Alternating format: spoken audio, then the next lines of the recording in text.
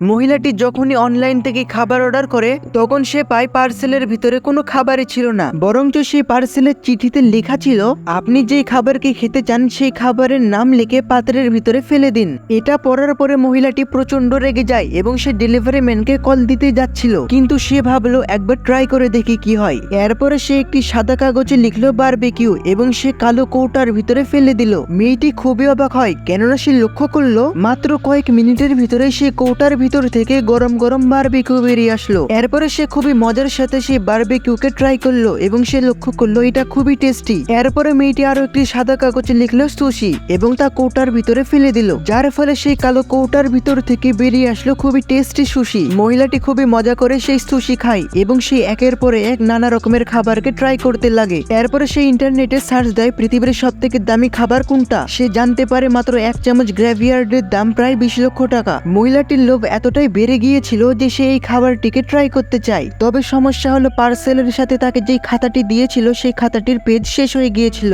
এরপরে মেয়েটি সেখান থেকে উঠে কালো রঙের একটি ঢোপকে ছিঁড়ে এবং সেখানে লিখে ক্যাভিয়ার। কিছুক্ষণের ভিতরে সেই কালো বাক্সের ভিতরে চলে আসে পৃথিবীর সব থেকে দামি খাবার ক্যাভিয়ার। খাবার খাওয়ার পরে মেয়েটি লক্ষ্য করে তার নাক থেকে রক্ত বের হচ্ছে এবং সে সেখানে পড়ে মারা যায়। মেয়েটির মুখ থেকে বিষক্রিয়ার কারণে সে ক্যাভিয়ার বেরিয়ে আসে। এখানে আমরা জানতে পারি মেয়েটি যেই খাতাতে লিখেছিল ক্যাভিয়ার তার ঠিক উল্টো পাশে লেখা ছিল বিষ, যার কারণে মেয়েটি মারা যায়।